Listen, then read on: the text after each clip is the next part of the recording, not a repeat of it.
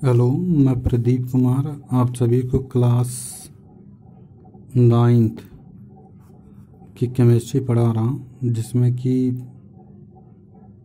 Last chapter चल रहा है। 2-3 रीडिंग 4 रीडिंग के बाद यह पूरी केमिस्ट्री ख़त्म हो जाएगी। अब इसके बाद पिछले वीडियो में हम लोग पढ़े थे बोर का नियम।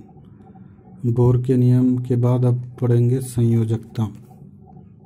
संयोजकता किसे कहते हैं?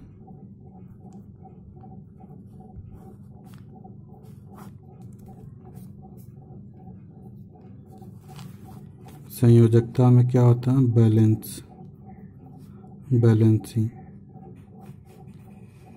बैलेंसी क्या होता है वह देखेंगे हम लोग। तो बैलेंसी में इसकी खोज सबसे पहले एक वैज्ञानिक थे फ्रैंक लैंड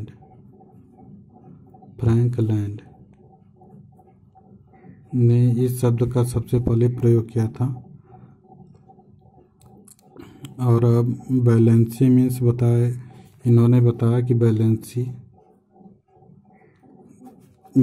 मीन्स होता है क्षमता।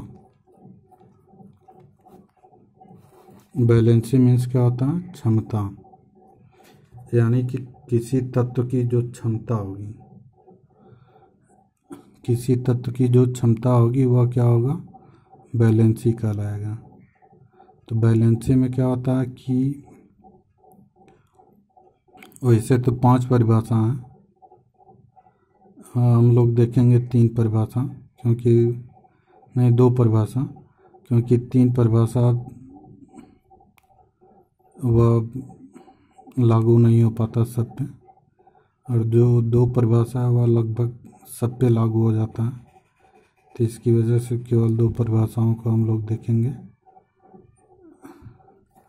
या संक्षिप्त रूप में देखें तो जो संयोजकता होता है, 5 परिभाषाओं को अच्छा देख लीजिए। यह एक हाइड्रोजन को मान के लिया गया परिभाषा, दूसरा क्लोरीन के सापेक्ष लिया गया है, और तीसरा ऑक्सीजन के सापेक्ष लिया गया है, चौथा है बायोकोष से, और 5वां है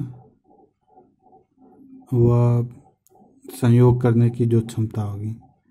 तो यह 5 परिभाषा, तो हाइड्रोजन के सापेक्ष अगर बताया जाए तो यहाँ पर हाइड्रोजन के सापेक्ष में, तो यहाँ पर हाइड्रोजन को लेकर जो परिभाषा बताई गई कि हाइड्रोजन परमाणुओं की वह संख्या जो किसी तत्व से जुड़ा होता है, तो उस तत्व की उतनी संयोजकता होती है। तो यानी कि जितना हाइड्रोजन किसी तत्व से अगर जुड़ा है, यह हाइड्रोजन की संख्या ही क्या कहलाती है? इस तत्व की दूसरे तत्व की क्या कहलाएगी? संयोजकता कहलाएगी। तो यहाँ पर जैसे हाइड्रोजन 1 है तो क्लोरीन की संयोजकता क्या हो जाएगी? 1 हो जाएगी। ऐसे ही H2O, हाइड्रोजन यहाँ पे कितना है? 2 है। तो ऑक्सीजन से यह जुड़ा है तो ऑक्सीजन की संयोजकता क्या हो जाएगी?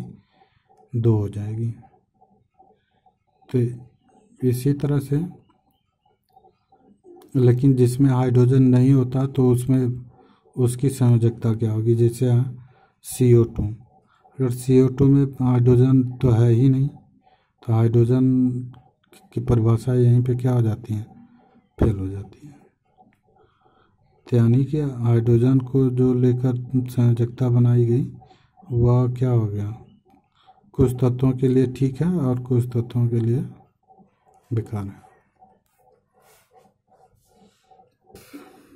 इसलिए यहाँ पे हाइड्रोजन की संयोजकता की परिभाषा यहीं पे क्या हो जाती है? फेल हो जाती है। फिर अब क्लोरीन को लेकर बनाया गया, तो जिसमें क्लोरीन नहीं रहेगा तो उसकी संयोजकता नहीं निकाल पाएंगे, इसलिए क्लोरीन की भी परिभाषा क्या हो जाती है? फेल हो जाती है। लेकिन यहाँ पर परिभाषा क्या हो जाएगी कि क्लोरीन परमाणुओं की वह संख्या जो किसी तत्व से जुड़ा है, तो उस तत्व की संयोजकता उतनी ही होगी। यानी कि यहाँ पर हाइड्रोजन की संयोजकता देखेंगे तो क्लोरीन इसमें कितना जुड़ा है, केवल एक जुड़ा है, इसलिए हाइड्रोजन की संयोजकता क्या हो जाएगी, एक हो जाएगी। तो जो किसी तत्व से क्लोरीन जितनी संख्या में जुड़ा रहेगा वो उसकी संयोजकता हो जाएगी। उसी तरह से ऑक्सीजन को लेकर बनाया गया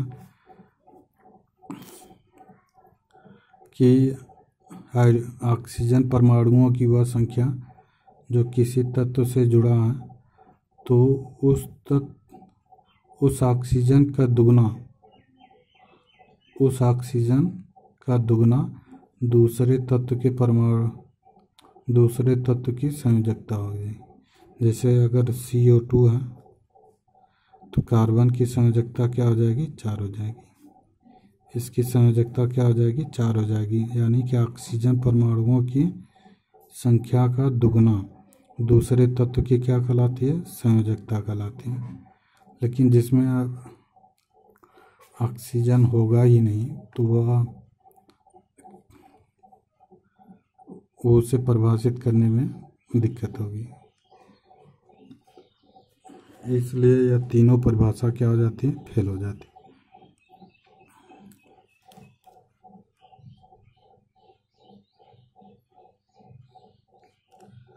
लेकिन यहाँ पर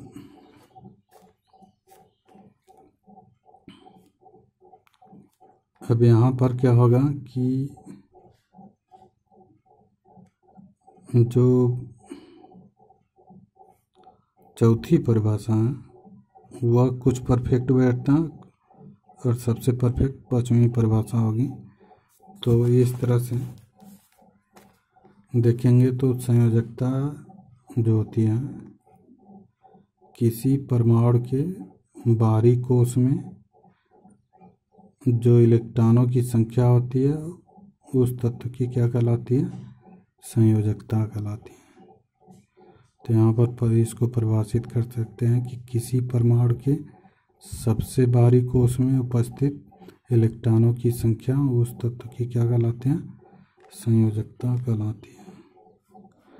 तो यहाँ पर परिभाषा आ जाएगा कि किसी तत्व के सबसे बाहरी कोश में सबसे बाहरी कोश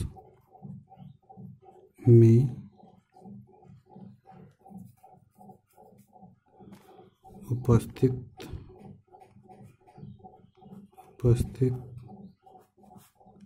इलेक्ट्रॉनों की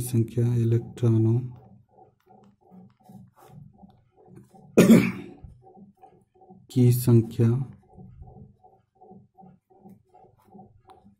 किसी तत्व के सबसे बाहरी कोश में उपस्थित इलेक्ट्रॉनों की संख्या उस तत्व की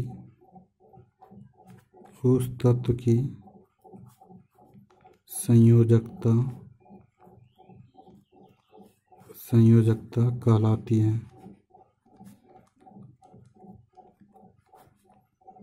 उस तत्व की संयोजकता कहलाती है।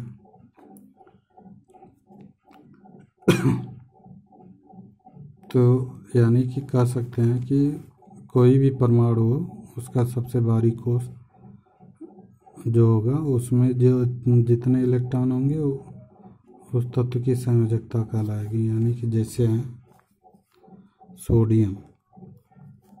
सोडियम का परमाणु क्रमांक 11 होता है। तो यहाँ पर इलेक्ट्रॉनिक विन्यास करेंगे बोर के नियमानुसार, अभी पिछले वीडियो में बताया गया है। तो इसका 2 8 1 इलेक्ट्रॉन होता है। तो सबसे बाहरी कोश यह आंतरिक इलेक्ट्रॉन होता है जिसे कोर इलेक्ट्रॉन कहते हैं, और सबसे बाहरी कोश यह होता है। तो सबसे बाहरी कोश में केवल 1 इलेक्ट्रॉन है, इसलिए इसकी संयोजकता क्या हो जाएगी, 1 हो जाएगी। तो यहाँ पे सोडियम की संयोजकता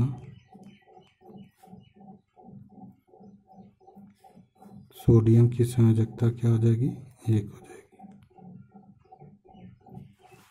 इसी तरह से अगर Mg का इलेक्ट्रॉनिक विन्यास करेंगे तो 2 8 2 हो जाएगा। तो यहाँ पर सबसे भारी कोष क्या है, 2 इलेक्ट्रॉन है। तो यहाँ पर Mg की संयोजकता देखेंगे तो यहाँ पर क्या आ जाएगा, 2 हो जाएगा।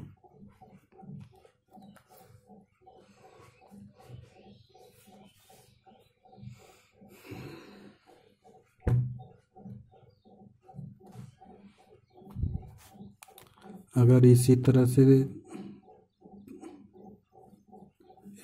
से देखेंगे तो एल्युमिनियम, अगर इसका इलेक्ट्रॉनिक विन्यास करें तो यहाँ पर 2 8 2 8 3 हो जाएगा। तो इसके बाहरी कोष में कितना इलेक्ट्रॉन है, 3 इलेक्ट्रॉन है। तो इसकी संयोजकता क्या हो जाएगी, 3। तो एल्युमिनियम की संयोजकता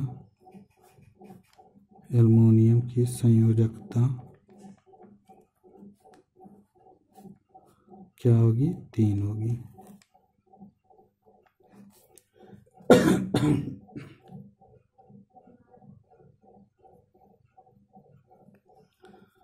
तो इस तरह से हम लोग देखें कि सबसे यानी कि परिभाषा के अनुसार कि किसी तत्व के सबसे भारी कोष में उपस्थित इलेक्ट्रॉनों की संख्या उस तत्व की क्या कहलाती है, संयोजकता कहलाती है। यानी कि सोडियम के भारी कोष में तो 1 इलेक्ट्रॉन है तो इसकी संयोजकता 1 हो जाएगी। मैग्नीशियम के भारी कोष में 2 इलेक्ट्रॉन है तो इसकी संयोजकता 2 हो जाएगी। एल्युमिनियम के भारी कोष में 3 इलेक्ट्रॉन है, इसलिए इसकी संयोजकता क्या हो जाएगी, 3 हो जाएगी।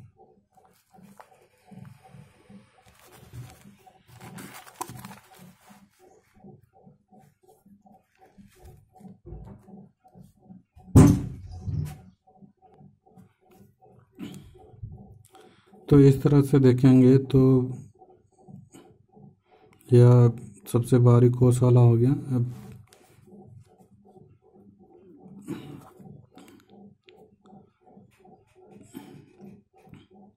अब अगली परिभाषा है कि परमाणुओं के संयोग करने की क्षमता, यानी कि 2 परमाणु अगर जुड़ रहे हैं तो उनके संयोग करने की जो क्षमता होगी। अब यहाँ पर संयोग करने की क्षमता मतलब क्या हो जाएगा कि इलेक्ट्रॉनों के संयोग करने की क्षमता।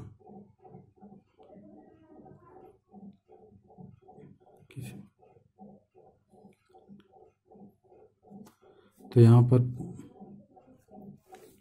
हो जाएगा परिभाषा कि किसी परमाणु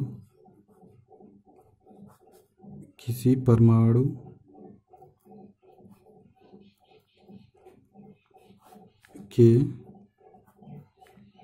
इलेक्ट्रॉनों के संयोग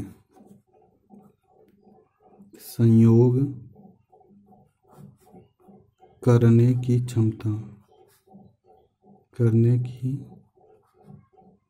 क्षमता किसी परमाणु के इलेक्ट्रॉनों के संयोग करने की क्षमता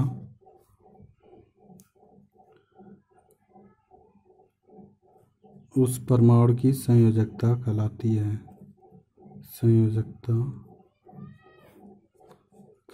है।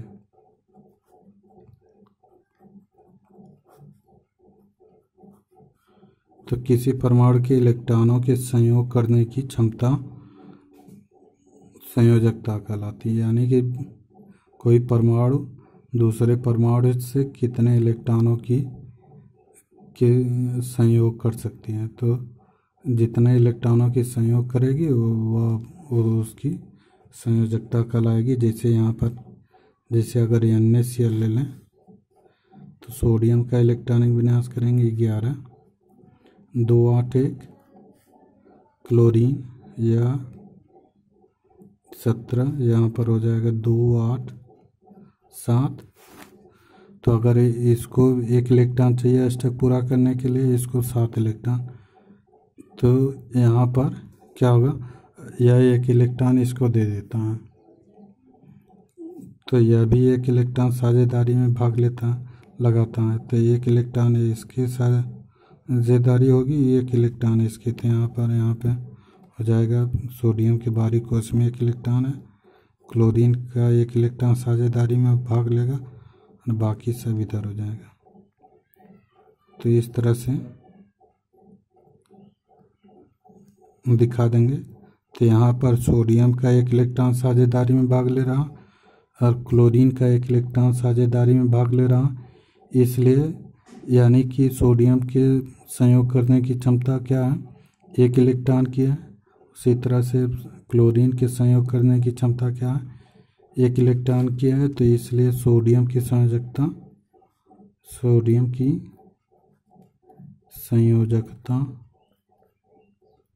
क्या होगी, एक होगी।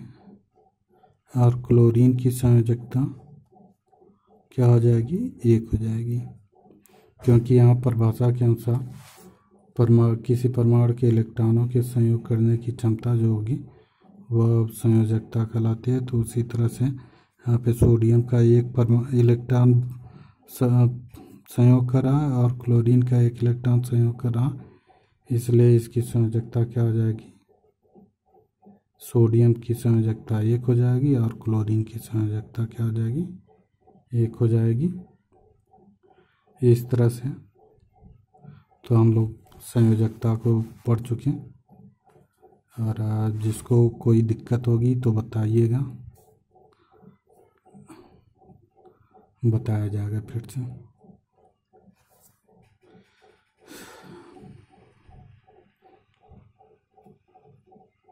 Thank you.